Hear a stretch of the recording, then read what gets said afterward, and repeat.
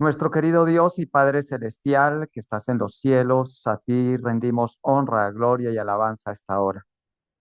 En este momento nos dirigimos un grupo de tus hijos a través de este medio que tú nos regalas, por este medio de comunicación, por esta plataforma, con una gran necesidad, Señor, de poder estudiar, escudriñar y comprender el plan de salvación que tú has trazado perfecto en el santuario. Rogamos que a esta hora tú nos asistas con tu Espíritu Santo para que cada uno de nosotros podamos estar totalmente concentrados, con nuestra mente dispuesta a poder entender, comprender y aplicar este mensaje para nuestras vidas y tener la capacidad de poderlo compartir con otros. Inquiétanos para seguir investigando a nivel personal y de esta manera, Señor, poder ser vasijas en tus manos para llevar esta gran verdad a tantas personas que lo están necesitando. Gracias por escuchar nuestra petición y gracias por detener la lluvia para presentar el tema sin dificultad. Lo agradecemos en el nombre de Jesús. Amén. Bien, voy a compartirles pantalla para, me indican ustedes que están viendo perfectamente la pantalla.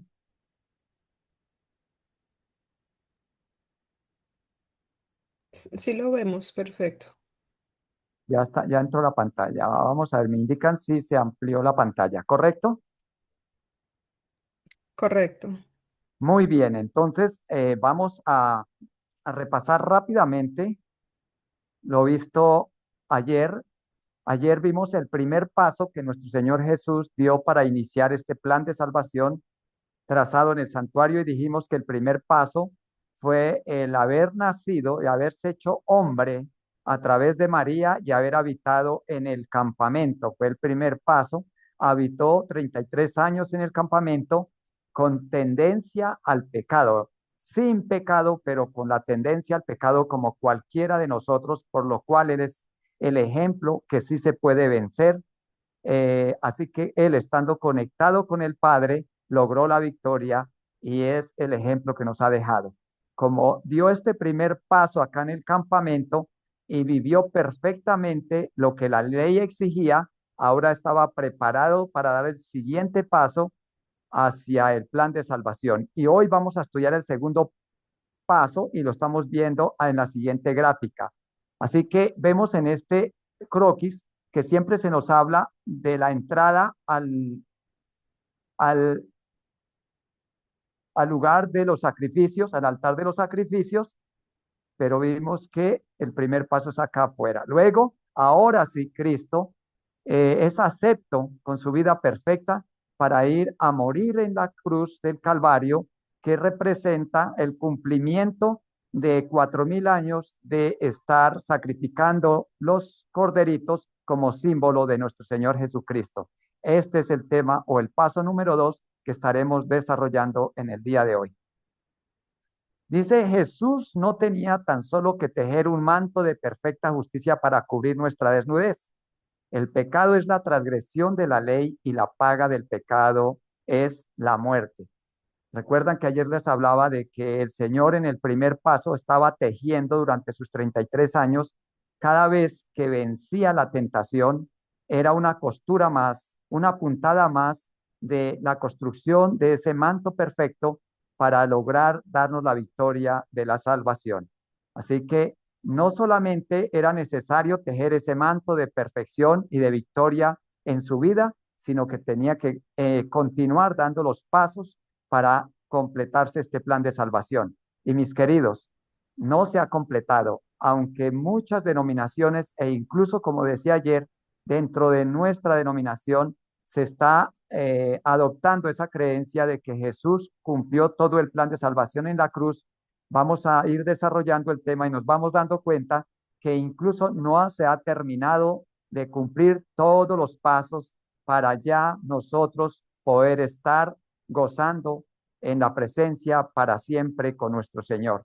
Después de vivir una vida de perfecta justicia, el Padre colocó los pecados de toda la raza humana y Jesús sufrió la pena de ellos.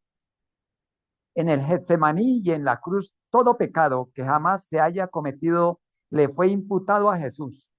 Jesús colgó desnudo sobre la cruz, pues cargó nuestra desnudez. Se registra allí en Juan 19, 23, 24. Ustedes recuerdan que allí se habla sobre los soldados que echaron suerte sobre su manto. Así que él fue desnudado completamente y burlado de su desnudez por causa de nuestros pecados.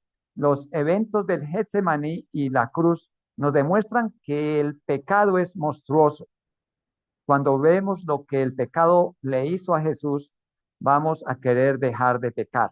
Esa es la oración que debemos realizar hoy en nuestras vidas, que hoy podamos pedirle a nuestro Dios que nos ayude a poder abandonar el pecado. A ver, qué pena, me salí de la presentación. Ya, qué pena. Bien, Jesús no conoció pecado, pero fue hecho pecado para que nosotros pudiésemos ser reconocidos justos. Allí en 2 Corintios capítulo 5 versículo 21 dice la palabra de Dios: al que no conoció pecado, o sea, una vida perfecta, por nosotros lo hizo pecado, cargó nuestras culpas, para que nosotros fuésemos hechos justicia de Dios. Vemos allí un grupo de personas sonrientes, felices, pero muchas veces no entendemos que esa felicidad que tenemos en estos rostros, el Señor Jesús tuvo que pagar la penalidad para que nosotros tengamos estos rostros de felicidad. Pero no todo el que Her- sonríe acá va a lograr el regalo que Cristo hizo por nosotros. Ya lo vamos a ver más adelante. Dice, Hermano Raúl, no estamos viendo la pantalla en este momento. ay, Señor, No se ve. permítame, algo está fallando. Permítame ya.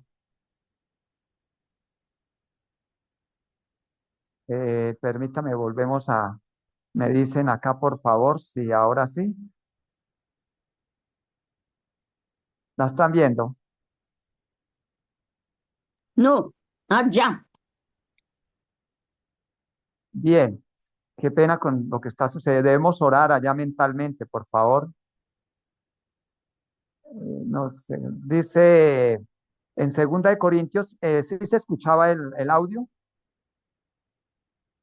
Escuchamos muy bien. Sí, sí, señor. Correcto. Seguimos. Tomó la maldición que le pertenecía a la raza humana.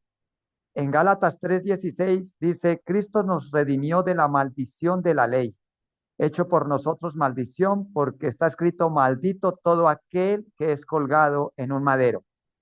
Nos dice que Cristo nos redimió ¿de qué? De la maldición de la ley. ¿La ley es maldita? ¿La ley es mala? No, la ley es el espejo que nos muestra en qué condición estamos viviendo, y gracias a ella podemos acudir a nuestro abogado que tomó todos los pecados de la humanidad y ahora oficia como nuestro abogado intercesor. Así que la ley, aunque dice que la maldición de la ley exigía que un ser perfecto pagara la penalidad del pecado. Ayer lo hablamos, pero todo este grupo de personas que estaban en el campamento no cumplían el requisito. Por eso Dios se hizo hombre a través de nuestro Señor Jesucristo y nació con la tendencia al pecado, pero nunca pecó, venció el pecado, y como Cordero perfecto, ahora Él pasa al altar del sacrificio y se entrega por todos nosotros y cumple lo que la ley exigía. Jesús no conoció pecado, pero fue hecho pecado para que nosotros pudiésemos ser reconocidos justos. Segunda de Corintios 5:21, la palabra de Dios dice: al que no conoció pecado, que es una vida perfecta, por nosotros lo hizo pecado, cargando nuestra culpa para que nosotros fuésemos hechos justicia de Dios. Tomó la maldición que le pertenecía a la raza humana. Gálatas 3:13, Cristo nos redimió de la maldición de la ley, hecho por nosotros maldición, porque está escrito, ya lo dijimos, no sé, se me pasó, dice: lo que hizo Jesús en la tierra, lo hizo por todo el mundo. Juan 3:16 dice: porque de tal manera amó Dios al mundo, que ha dado a su Hijo unigénito para salvación de toda la raza humana. Gustó la muerte por todos, Hebreos 2:9, pero vemos aquel que fue hecho un poco menor que los ángeles, a Jesús coronado de gloria y de honra a causa del padecimiento de la muerte, para que por la gracia de Dios gustase la muerte por todos. Un absoluto, ¿por cuántos entregó la vida nuestro Señor Jesucristo? Por todos. Esto quiere decir que toda la humanidad se va a salvar.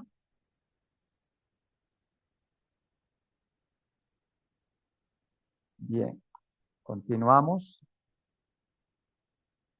No solo propició los pecados de los salvos, sino los de todo el mundo. Primera Juan 2, 1, 2 dice, hijitos míos, estas cosas os escribo para que no pequéis. Y si alguno hubiere pecado, abogado tenemos para con el Padre a Jesucristo el justo. Y Él es la propiciación por nuestros pecados. Y no solamente por los nuestros, sino también por los de todo el mundo. Murió por los pecados de todos. Isaías 53, 5, 6, la palabra de Dios dice, mas Él herido fue por nuestras rebeliones, molido por nuestros pecados. El castigo de nuestra paz fue sobre Él y por sus llagas fuimos nosotros curados. Todos nosotros nos descarriamos. Como ovejas, cada cual se apartó por su camino, mas Jehová cargó en Él el pecado de todos nosotros. Estamos leyendo todas las citas bíblicas que ratifican el cumplimiento exacto del segundo paso que nuestro Señor Jesucristo dio en el plan de salvación en el santuario. Dice, la inspiración divina concuerda con la Biblia. Vamos a ver qué nos dice allí la inspiración divina en Mensajes Selectos, tomo 1, página 364. Dice, en la cruz del Calvario, Él pagó el precio de la redención de la raza humana. Y sigue diciendo también en Mensajes Selectos, tomo 1, página 378, 379. Dice, el peso de la culpabilidad de todo pecado cayó sobre el alma divina del Redentor del mundo. Los malos pensamientos, las malas palabras, los malos actos de cada hijo e hija de Adán exigían una paga que recayó sobre Cristo, pues había llegado a ser el sustituto del hombre. Aunque no era suya la culpa del pecado, su espíritu fue desgarrado y magullado por las transgresiones de los hombres. Aquel que no conoció pecado llegó a ser pecado por nosotros para que pudiéramos ser justicia de Dios en él. Bien,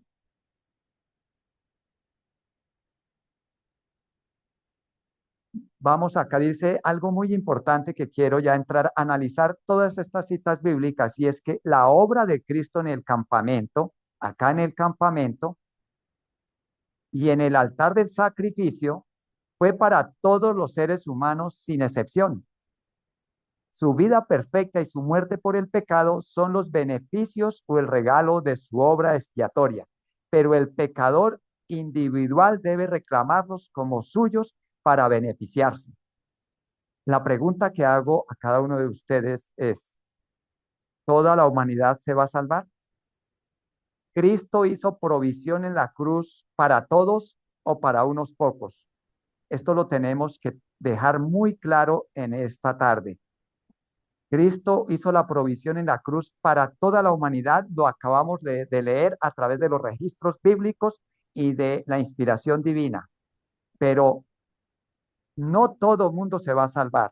¿Por qué razón? Porque ese regalo, que esa provisión que Cristo hizo en la cruz, es para que cada individuo vaya y reclame esa provisión como su regalo gratuito llamado gracia, ¿correcto? Así que en este segundo paso, vamos a dejar claro que el Señor Jesucristo va cumpliendo perfectamente los requerimientos para ir siguiendo paso a paso en el cumplimiento de este plan de salvación. Luego de ya haber nacido en el campamento, haber ingresado al al patio o al campamento, perdón, patio o ay, se me fue, mire, todos los días hablando del tema y se me fue, al patio o al atrio, qué pena, al atrio, aquí cumple el segundo paso en su muerte porque cumplió perfectamente el primer paso. ¿Qué quiero decir con esto? Que Cristo, para seguir el paso a paso, debe ir cumpliendo perfectamente el anterior paso. Murió y ahora entramos a ver el tercer paso que el Señor Jesús da allí en el santuario. ¿Cuál es ese tercer paso? Vamos a resumir. A mí me gusta repetir mucho para que quede grabado en la mente de la persona y pueda también explicárselo fácilmente a otra persona. El plan de Lugar salvación santo. consta de 7 pasos. ¿Cómo? ¿Algo me dicen? Santo es el tercer paso. El tercer paso, vamos a mirar cuál es el tercer paso. El primer paso dijimos que es haber nacido y haber vivido en el campamento de manera perfecta. El segundo paso es ingresar al atrio y morir en el altar del sacrificio, donde aquí se acabaría para siempre 4000 años de muerte de corderos, símbolo de Cristo y todos los demás rituales que eran simplemente una figura de lo real que Cristo vino a cumplir. Como Cristo ya cumplió, ya no mueren más corderitos. Ahora, ¿cuál es el tercer paso? Hay un mueble que está entre la cortina de la entrada al lugar santo y la cruz del Calvario o el altar del sacrificio. ¿Cuál es ese mueble y qué representa ese mueble? Ese mueble es el lavacro, es el tercer paso. Vamos a empezar a analizarlo. Este tercer paso dice: en el santuario la fuente se encontraba después del altar del sacrificio y antes del lugar santo. Esto significa que el lavacro representa un evento que ocurrió entre la muerte de Jesús en la cruz y el comienzo de su ministerio sumo sacerdotal en el lugar santo cuando ascendió al cielo. Aquí lo vamos a explicar. Dice que este mueble se encuentra, ¿dónde? La fuente se encuentra después del altar del sacrificio. ¿Sí la estamos viendo? Después del altar del sacrificio, pero antes de la entrada al lugar santo. Eso quiere decir que tenía que ocurrir algo muy importante antes de Jesús ascender al cielo e iniciar su ministerio como nuestro abogado intercesor. Después que el sacerdote ofrecía el sacrificio, sus mantos estaban llenos de la mancha de la muerte y la muerte contaminada. Por eso, antes que el sacerdote pudiera aplicar la sangre del sacrificio en el lugar santo, debía lavarse de todo vestigio de contaminación. En la epístola de Pablo a Tito, coloca el lavamiento y la regeneración como términos paralelos. Quiero que me acompañe y estén con sus Biblias en mano, por favor, y la persona que tenga Tito 3, 4 a 5 lo puede leer, y vamos a estar atentos, hermanos, en tener la Biblia en mano para que ustedes me van ayudando con las citas bíblicas y pueden abrir su micrófono y hacer la lectura. ¿Qué nos dice allí la palabra de Dios en Tito, capítulo 3, versículo 4 y 5?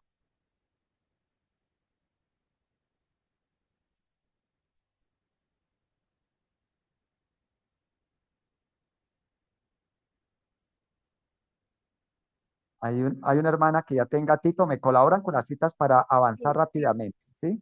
Tito 3 dijo, 4 y 5. Sí, señora. Dice Tito 3, 4 y 5 dice: pero cuando se manifestó la bondad de Dios nuestro Salvador y su amor para con los hombres, nos salvó, no por obras de justicia que nosotros hubiéramos hecho, sino por su misericordia, por el lavamiento de la regeneración y por la renovación en el Espíritu Santo. Muy bien. Así que cuando se habla en la palabra de Dios de lavamiento, estamos hablando de la regeneración, de la restauración de nuestras vidas, del perdón de pecados, y no por obras. Eso lo vamos a ver más adelante. Sigue diciendo: en forma similar, cuando una persona es sepultada en la pila bautismal y sale del agua, deja sepultada la muerte y resucita a novedad de vida. Sus pecados y la contaminación de la muerte han sido lavados y sepultados y resucita a nueva vida. Así que el lavacro representa también el bautismo, representa los 3 días que el Señor Jesús estuvo en la tumba. Venció el pecado, venció la muerte y resucita y por eso él logra cortar el cordón umbilical de la herencia, de la tendencia al pecado heredado de su madre, de María. En el momento que Cristo resucita, ese cordón queda totalmente cortado y Cristo resucita 100% divino, aunque con el cuerpo humano. Yo quiero que esto quede claro, pero Él resucita completamente divino, ya sin tendencia a pecado, porque Él ya venció la tentación, venció el pecado y como nueva criatura nace limpio de toda contaminación. Eso también es lo que sucede en nuestras vidas cuando nosotros tomamos la decisión de morir al viejo hombre lleno de pecado y vamos a las aguas bautismales. Cuando somos sumergidos totalmente dentro del agua, bajamos a la tumba y cuando somos levantados del agua, resucitamos como nuevas criaturas limpios de todo pecado que cometimos en el pasado. Iniciamos nuestro libro en blanco y continuamos el crecimiento espiritual con la ayuda del Espíritu Santo. Así que el lavacro tiene esta simbología, la resurrección de nuestro Señor Jesucristo y la resurrección de cada ser humano como nueva criatura en el momento del bautismo. Sigue diciendo, el sacerdote debía, a ver, seguimos acá adelante. Dice, el sacerdote debía lavarse de todo vestigio de mancha. Permítame un segundo. El sacerdote debía lavarse de todo vestigio o mancha de la muerte antes que pudiera servir en el lugar santo del santuario. La resurrección de Jesús fue para todo ser humano.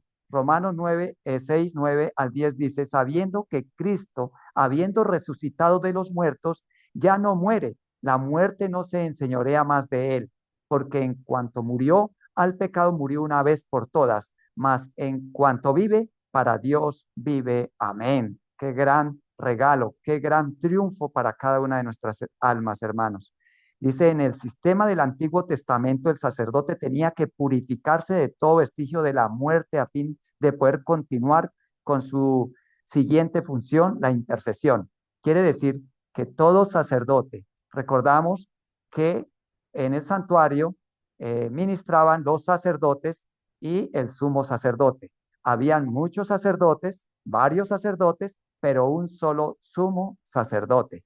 Los sacerdotes oficiaban en la mañana, 9 de la mañana, y en la tarde, 3 de la tarde, en los dos sacrificios diarios, y ellos tenían que lavarse acá muy bien para descontaminarse de toda mancha de pecado e ingresar con la sangre del corderito para ministrar acá y mediar ante el penitente que había entregado los pecados al cordero simbólicamente. Esto se hacía acá en la tierra de manera imperfecta, con un sacerdote mortal, un sacerdote pecador, pero representaba al verdadero sacerdote sin pecado, sin mancha, a Cristo Jesús. Recuerden ustedes que ninguno sobre esta tierra es libre de pecado, pero Cristo permite este plan de salvación y le da a Moisés la manera correcta de construir el santuario terrenal, y no solamente el santuario, sino todo lo que se requería para oficiar este plan de salvación, para que la humanidad pudiese por fe creer en ese plan perfecto que Cristo un día venía a cumplirlo paso a paso. Así que cada sacerdote, aunque no era perfecto porque tenía pecado, se exigía que fuera lo más perfecto en el sentido físico, lo hablamos ya ayer, ¿recuerdan? Porque esa perfección física, sin que no le faltara un ojo, una oreja, que no tuviese sin piernas, sin mano, representaba la perfección de Cristo. En Romanos perdón, seguimos diciendo acá, asimismo, cuando Jesús resucitó, se purificó de todo vestigio de la muerte de una vez por todas y por lo tanto puede interceder por nosotros. Note que en el texto, Jesús se despoja de la muerte de una vez por todas para poder vivir e interceder por nosotros. Eso no lo podía hacer el sacerdote. Aquí hay el engaño que se enseña cuando se nos invita a que nosotros debemos usar un sacerdote para confesar nuestros pecados porque Él es el mediador ante Cristo. Esto no es así. Cuando nuestro Señor Jesucristo murió en la cruz, se rasgó el velo, ustedes recuerdan, y al rasgarse el velo, hay esa libertad entre el Padre y el hombre para que Jesús cumpla el papel de abogado directamente entre el hombre y Jesucristo. Ya no se requiere de un ser humano, de un sacerdote intercesor, porque Cristo ya es el único abogado intercesor y tenemos ese regalo maravilloso de que se rompió el velo para que nosotros vayamos directamente e individualmente a Cristo Jesús como nuestro abogado. Qué maravilloso regalo el que Dios nos ha dado. Dice, Jesús murió por nosotros, o Jesús murió por nuestros pecados, perdón, pero resucitó para nuestra justificación. Romanos 4:22 al 25 dice, por lo cual también su fe, ¿la de quién? La de Abraham. Cuando Abraham creyó en Dios, le fue contada por justicia. Y no solamente con respecto a él se escribió que fue contada, sino también con respecto a nosotros, a quien ha de ser contada, esto es a los que creemos en él, que le levantó de los muertos a Jesús, Señor nuestro, el cual fue entregado por nuestras transgresiones y resucitado para nuestra justificación. ¿Qué requisitos se necesita para que nosotros podamos recibir el regalo de la gracia y del perdón de nuestro abogado? Fe, fe. Sin fe es imposible agradar a Dios. Nosotros necesitamos pedir a Dios que Él aumente nuestra fe a través de el estudio, la oración y el servicio, para que de esta manera podamos recibir ese regalo maravilloso. Sin fe no vamos a recibir ese regalo. La muerte de Cristo en la cruz no perdonó los pecados de los transgresores, sino que proveyó el medio por el cual podían ser perdonados. En la realidad, la justificación o el perdón de los pecados no habría sido posible al menos que Jesús hubiese resucitado. Aquí hay algo muy importante, hermanos. Aquí dice claramente que Cristo en la cruz no perdonó los pecados de los transgresores. La pregunta que se hace es, ¿Cristo perdonó los pecados de toda la humanidad en la cruz? No, no perdonó los pecados de toda la humanidad. Hizo provisión para toda la humanidad, pero solamente serán perdonados los pecados de quien por fe se acerque a Él. Es muy diferente. Se hizo la provisión para todo el mundo, lo vimos en el segundo paso, pero acá en el tercer paso vemos que Él Él ministra como abogado intercesor por nosotros, solo a los que por fe se acerquen. En 1 Corintios 13:3, 7 y 17:20 dice, porque primeramente os es enseñado lo que asimismo recibí, que Cristo murió por nuestros pecados conforme a la Escritura, y que fue sepultado y que resucitó al tercer día conforme a la Escritura, y que apareció a Cefas y después a los 12. Después apareció a más de 500 hermanos a la vez, de los cuales muchos viven aún y otros ya duermen. Después apareció a Jacobo, después a todos los apóstoles y, y al último de todos, como a un abortivo, me apareció a mí, habla Pablo. Porque si los muertos no resucitan, tampoco Cristo resucitó. Y si Cristo no resucitó, vuestra fe es vana. Aún estáis en vuestros pecados. Entonces también los que durmieron en Cristo perecieron. Si en esta vida solamente esperamos en Cristo, somos los más dignos de conmiseración de todos los hombres. Mas ahora Cristo ha resucitado de los muertos, primicias de los que durmieron es hecho.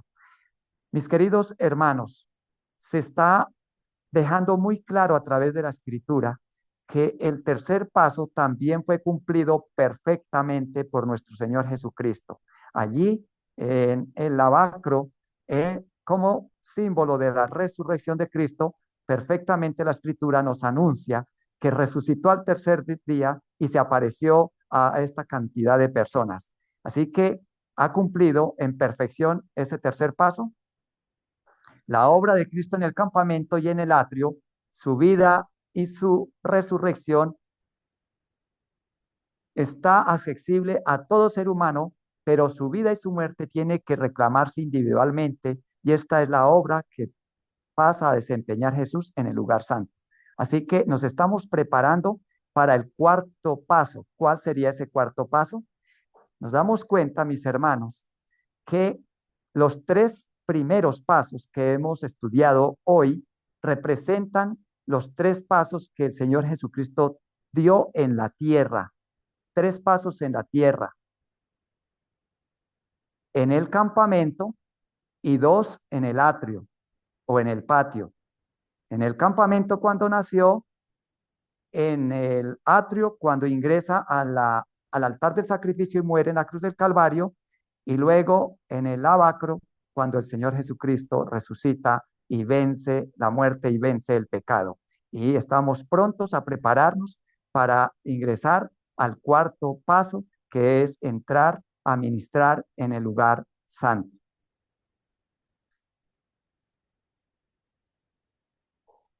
Bien, hasta aquí hemos culminado nuestro estudio de los tres pasos, y vamos a hacer una pequeña aclaración acá, o no aclaración, sino más bien explicación muy importante, y es que Cristo en los 7 pasos da 3 pasos, que es todo lo que está descubierto. Todo lo que está descubierto representa la tierra, que esto no existe en el cielo. El santuario celestial es lo que está cubierto acá. Ahora Jesús, a partir del siguiente paso que vamos a ver mañana, él ingresa al cielo, al lugar, al santuario celestial, que aquí se construyó como símbolo del santuario celestial, pero realmente representa el cielo. Comienza mañana a dar el siguiente paso ya en el cielo, el tercer, el cuarto y el quinto paso.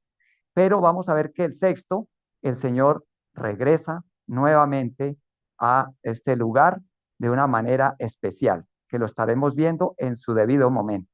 Así que si hay una pregunta, si hay alguna inquietud, con todo gusto la pueden formular. Los esperamos para quienes van a ver esta grabación el día de mañana, o continuaremos con ustedes grabando y entregando estos mensajes para que los puedan compartir con toda su familia, sus amigos, y poder darles a conocer este regalo divino. Dios les guarde y Dios les bendiga.